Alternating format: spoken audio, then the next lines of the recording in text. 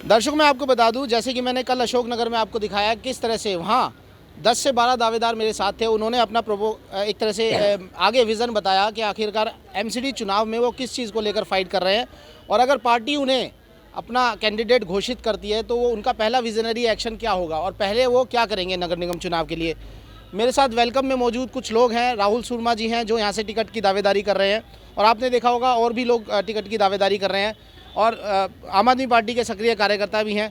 राहुल जी, सबसे पहला तो सवाल आपसे ये है कि अगर पार्टी आपको कैंडिडेट बनाती है तो आप क्या करेंगे, पहला आपका एक्शन क्या होगा, किस चीज़ से आपको लगता है लोग परेशान हैं, त्रस्त हैं? हाँ, मतलब वही हो गया ना, महिला आपकी माता श्री को कैंडिडेट बनाया जाता है। हाँ जी, देखिए ऐसा है, इस क्षेत्र में कई सालों से हमारी संस्था काम कर रही है, ठीक है।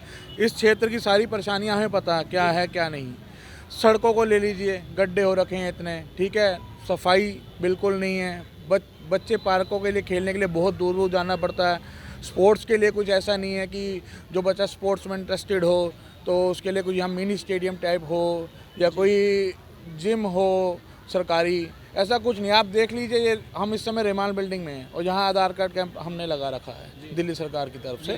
तो सरकार काम बहुत करना चाहती है, लेकिन एमसीडी में जैसे आप देख रहे हैं पिछले 15 सालों से जो बीजेपी ने भ्रष्टाचार फैला रखा है, तो बीजेपी उस भ्रष्टाचार को छुपाने की जितनी मर्जी कोशिश कर ले, उनका पर्दाफाश हो चुका है। और आप पूरे वार्ड में घूमिए, सिर्फ आम आदमी पार्टी के कार्यकर्ताओं। ऐसा राहुल जी, ऐसा क्यों हो रहा है कि आप लोग सभी जिस भी कैंडिडेट से मैं बात कर रहा हूँ वो केजरीवाल के फेस पर चुनाव लड़ रहा है, आपका फेस मार्केट में नहीं है क्या? आप हमेशा यही बात लोग कहते हैं कि हम ये दे रहे हैं, हम वो दे रहे हैं। आपके अगर मैं एक बात करूँ, यूपी में क्या होता है, यूपी में समर्थित कैंडिडेट चुनाव लड़ते हैं, पार्टी पीछे से सपोर्ट करती हैं। तो अगर दिल्ली में ऐसा होने लगे तो आप किस लेवल पर कितनी वोट आप ले जाएंगे? मेरी बात सुनिए, मैं आपको एक बात बहुत स्पष्ट और क्लियर कर देना चाहता हूँ कि वेलकम वार्ड के अंदर आम आदमी पार्टी का जो भी प्रत्याशी खड़ा होगा, ठीक है, जिसे पार्टी जिसे संगठन मौका देगा वो भारी मतों से जीत के आएगा, भारी मतों से जीत के आएगा।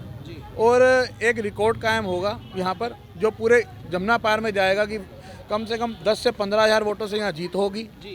और काम किया है यहाँ पर किसी पूर्व विधायक या किसी पूर्व मंत्री का कोई नहीं है सिस्टम। यहाँ जनता का चहेता जीतेगा, जो जनता का चहेता होगा पार्टी उसे टिकट देगी, जनता का चहेता जीतेगा। अच्छा, आप लोग भी कुछ ऐसा कुछ फिजिकल सर्वे करते हैं या आप लोग गली गली में घूम के, आपको कैसे पता लगेगा कि जनता का चेहरा आप हो? मैंने तो कहा ही नहीं मैं हूँ, आप घूमिए, मैंने कहा मैं हूँ जनता का चेहरा। आपको लगता है पब्लिक पोस्टर देखती है या पब्लिक को ऐसा समझ में आता है कि पोस्टर देख के ये मेरा नेता हो? पब्लिक का माइंडसेट मेरे को लगता है ईवीएम के लास्ट मिनट पे जाके चेंज होता है। जैसा कि हमने अपनी विधानसभा में देखा, हमारी विधायिका, जो आपकी विधायिका हमारी भी है, सबकी है, वो हारी चुनाव, उसके बाद वो एमसीडी चुनाव भी हार गई। क्या था आम आदमी पार्टी के मन में कि ऐसा लग रहा था कि मेरे ख्याल से कोई पॉलिसी ग्राउंड पर इम्प्लीमेंट नहीं थी, कुछ लोग नाराज़ थे, क्या रहा इन सब चीज़ों का कारण? देखिए ऐसा है, हमारी विधायिका ने बहुत अच्छे काम करे हैं अपने कार्यकाल में, और जब से बीजेपी आई है तब से कुछ काम नहीं हो रहा। सड़कें देख लीजिए क्या हाल है, बीजेपी का काम धरना धरना धरना रह गया है। और इस बीजेपी नहीं है, बीजेपी आई, बीजेपी का काम धरना है, लेकिन आम आदमी पार्टी फिर कैसे हार गई रोहतास नगर में? देखिए आम आदमी पार्टी जो हारी उसके लिए कई कारण रहे, ठीक है। जैसे कि विधायिका जी तो पूरा काम कर ही रही थी, पार्टी के अंदर कार्यकर्ता भी एकजुट थे, अब वो तो समय समय की बात। राहुल भाई, कैसे हारी?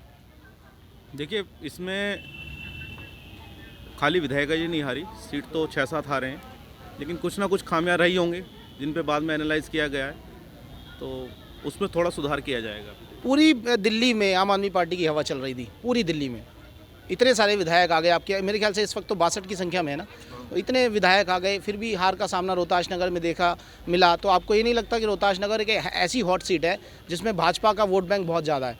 यहाँ के विधायक है जितेंद्र महाजन, तो उनके हाथ में सारी सीटें होती हैं, और कुछ समीकरण ऐसे बन जाते हैं कि निगम के चुनाव में भाजपा की वोट तो फिक्स होता है।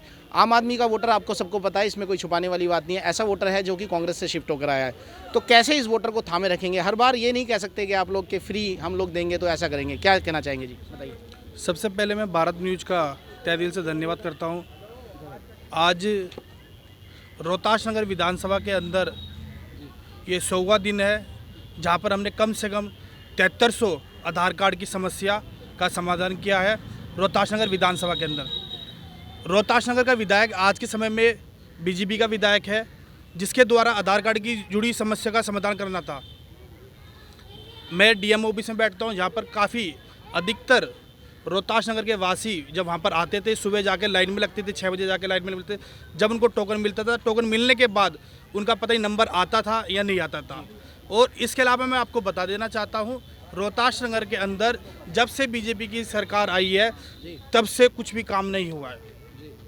नहीं, आप ये बताइए कि जैसे आप लोग किस मुद्दे को लेकर जा रहे हैं। मैंने वहाँ बात करी, लोग कहते हैं कि मकान के मुद्दे को हम लेकर एमसीडी इलेक्शन फाइट कर रहे हैं कि भाई हमारे आने से मकान पर पैसा नहीं लिया जाएगा। कोई पॉलिसी फ्रेमवर्क है आप लोगों के पास कि आप लोगों को, जनता को कैसे कन्विंस करेंगे कि मकान पे पैसा नहीं लिया जाएगा, या ऐसी हवा में बातें चल रही हैं? नहीं, मैं आपको ये बता देता हूँ कि हवा में बातें नहीं चल रही है। दिल्ली के अंदर कुल मात्र केजरीवाल की सरकार जो आई है 7 साल, ये तीसरी बार आई है दिल्ली के अंदर सरकार बनी है। हमने पानी से जुड़ी समस्या दूर करी, बिजली से जुड़ी समस्या दूर करी, महिलाओं को फ्री यात्रा करी। और जैसे ही हमारी एमसीडी के अंदर सरकार आती है, जो लैंटर माफिया चल रहा है उसके ऊपर एक पॉलिसी बनाई जाएगी। पॉलिसी के तहत एमसीडी से जुड़ी हुई समस्या का समाधान किया जाएगा। अभी हज़ारों की तादाद में सीएम ऑफिस के बाहर आंगनवाड़ी वर्कर बैठी हैं, तो केजरीवाल जी के पास वक्त नहीं है उनसे मिलने का। देखिए, अभी चुनाव का दौर चल रहा है और सारे जितने भी हमारे सीनियर लीडर हैं वो अलग अलग स्टेट में गए हुए हैं। हो सकता है कि 1-2 दिन में सब लीडर हमारे वापस आ जाएं, तो एक बार बात करेंगे उनकी। अच्छा, एक पूरी बिल्कुल दिल से सच्ची बात करेंगे यहाँ पे। मैं स्पष्ट आपसे पूछना चाहता हूँ, क्या विधानसभा में 2 खेमे बढ़ गए हैं? नहीं, ऐसा कुछ नहीं है। हमारी विधायक सरिता सिंह जी हैं, उनके नेतृत्व में सारा काम हो रहा है। तो कोई ऐसा नहीं है, सब एक हैं? हाँ जी, ऐसा कुछ भी नहीं है? बिल्कुल कुछ नहीं है। देखिए, मेरे साथ वो भी हैं, राहुल सुरमा जी की माता जी भी हैं। आइए मैडम, एक बार पूछ लेते हैं, कैसे आप देखती हैं नगर निगम चुनाव को, क्या देखती हैं आप? काम करेंगे तो अच्छा होगा। जी, क्या काम आपको लगता है कि एमसीडी में आप आएंगे, लोगों को बताएंगे, क्या काम आप लोग करें? सफाई, सबसे पहले सफाई, और जो उनकी ज़रूरतें हैं, पार्क, बच्चों के लिए पार्क, महिलाओं के लिए काम। अच्छा, आखिरी कमेंट मैं लेना चाहूँगा आप लोगों से कि कितनी सीटें आपको लगता है, क्योंकि बड़ी सीटों पे बड़ा कंपटीशन है, कितनी सीटें रोहताश नगर में आपको लगता है आप लोग जीत रहे हैं? रोहताश नगर में हम चारों की चारों सीटें जीत रहे हैं। एकदम सही, मैं आपको बता देना चाहता हूँ। और चारों की चारों सीटें जीतने के बाद हम माननीय मुख्यमंत्री जी का तहे दिल से धन्यवाद करेंगे और प्रभारी दुर्गेश पाठक जी का तहे दिल से धन्यवाद करेंगे, क्योंकि मुझे पता है कि आने वाले समय में जो हमारे जो कार्यकर्ता है उन्हीं को टिकट दिया जाएगा, किसी अन्य को टिकट नहीं दिया जाएगा। चांदराम जी आपका नाम है। चांदराम जी, ये बताइए कि जैसे कोई व्हाट्सएप ग्रुप बना हुआ है, उसमें किसी कैंडिडेट को अगर बाहर निकाल दिया जाता है, उससे आप नाराज़ तो नहीं हैं? नहीं, बिल्कुल भी नाराज़ नहीं हूँ। मैं बिल्कुल भी नाराज़ नहीं हूँ। क्या था ये कारण कि ऐसा किया गया, सही बताइए। मैं आपको बता देना चाहता हूँ कि व्हाट्सएप ग्रुप के अंदर ये जो निकाला गया है तो वो उनका अपना निजी है, कुछ ना कुछ विचार होगा उनका जब निकाला गया। तो परंतु हमारी किसी प्रकार का कोई मतभेद नहीं है, ना ही मैं क्या समझूं, आपने अभी मेरे से कहा कि कोई मतभेद नहीं है, इससे मैं क्या समझूं? इससे तो हमें तो खाली आम आदमी पार्टी को मजबूत करना है, माननीय मुख्यमंत्री अरविंद केजरीवाल जी के हाथों को मजबूत करना है।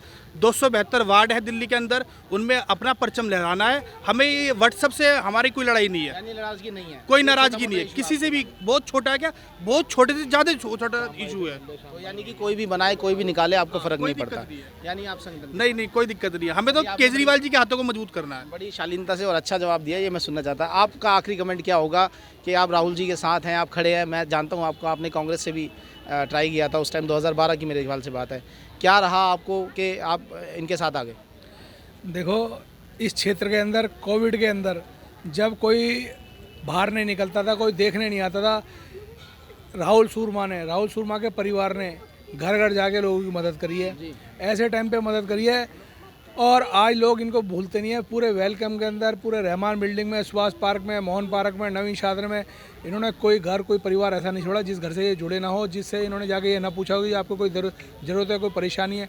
उसके अंदर मैं भी था, मेरे घर में भी हादसा हुआ है और हमें भी उस समय ऑक्सीजन की ज़रूरत थी, हम बड़े परेशान थे। किसी ने मेरे को राहुल भाई का नंबर दिया, मैंने इनसे बात करी, बोला भाई साहब कल मैं आपको सिलेंडर उपलब्ध कराऊंगा। ये कहाँ से लाए, कैसे लाए, ये इन्होंने बेचारों ने रात को मेरे को सिलेंडर ला के दिया, अगले दिन इन्होंने मेरे को ऑक्सीजन की मशीन भी उपलब्ध कराई। मैं इसका बहुत प्रभारी इनका आभारी हूँ। और मेरे मन में ये बात आया, जो इंसान इतनी मेहनत कर रहा है कोविड के टाइम में, जब लोग कोई बाहर नहीं निकले, इनकी मम्मी हर घर के अंदर घूम के इन्होंने सामान वितरण करा, बच्चों को मैगी बिस्कुट जितनी इनसे हो सकती थी इन्होंने करी। तो मेरा भी मन आया, मैंने कहा भी ऐसे इंसान की मदद करनी चाहिए और मैं इनकी तहे दिल से मदद करूंगा और जितना होगा ये चुनाव लड़ना चाहते हैं, मैंने कहा चुनाव लड़ो, आपकी पूरी मदद होगी। सुभाष पार्क, मोहन पार्क, नवीन छात्र जहाँ जहाँ अपने लोग हैं मैं इनकी पूरी मदद। आप तो कांग्रेस में रहे हैं, कांग्रेस किसी फरिश्ते का इंतजार कर रही है क्या लड़ने के लिए? अब कांग्रेस किसको लाएगी? जब लाएगी, अभी तो पर कोई प्रत्याशी आया नहीं है, ना किसी ने बात जब करी। आप रहे थे, जब आप इलेक्शन लड़े थे, मैं उस वक्त की बात करूँ, क्या माइंडसेट रह रहा है कांग्रेस का? क्या ऐसा लग रहा है कि किसी फरिश्ते का इंतजार किया जा रहा है, कोई आएगा लठ गाड़ेगा और फिर से हम इलेक्शन लड़ेंगे? आपके टाइम में क्या था? ये ढूंढा जाता था प्रत्याशी आप जमीनी? प्रत्याशी देखो, पहले मैं आपको बताऊं, मेरे को विपिन शर्मा ने टिकट दिया, जी मैंने तहे दिल से मेहनत करी। मेरे साथ भी कुछ लोगों ने जो हमारे साथ रहते थे वही मेरे साथ खिलाफ निर्दय लड़ने लगे, उन्होंने मुझे चुनाव हरवाया। मैं वहाँ डूबा हूँ जहाँ पानी कम था, मेरे अपनों ने मेरा नुकसान, वहाँ डूबी जहाँ पानी कम था। मैं चुनाव थोड़ा, मैं आज बीजेपी वाले कहते हैं कि तुम तो अपने लोगों की वजह से हारे हो। मैं तो बहुत अच्छा चुनाव लड़ा और जीतता। वोट मिली थी आपको? मेरे को 5800 वोट मिली थी। और जीतने वाले कैंडिडेट को कितना मिला था? 6200। 5800 आपको वोट मिली हाँ थी 2012 में, हाँ। और 6200 इनको मिली हाँ। थी भाजपा का हाँ। कैंडिडेट हर्ष मल्होत्रा जी को 6200 में। ये सेकंड नंबर पे आप रहे। हाँ, तो देखिए यहाँ से बात साबित हो जाती है कि हमें तो अपनों ने लूटा, गैरों में कहाँ दम था, हमारी कश्ती वहाँ डूबी जहाँ पानी कम था। अब आने वाले चुनाव बताएंगे कि आखिरकार नगर निगम में किसकी बन रही है सरकार। आप देखते रहिए भारत।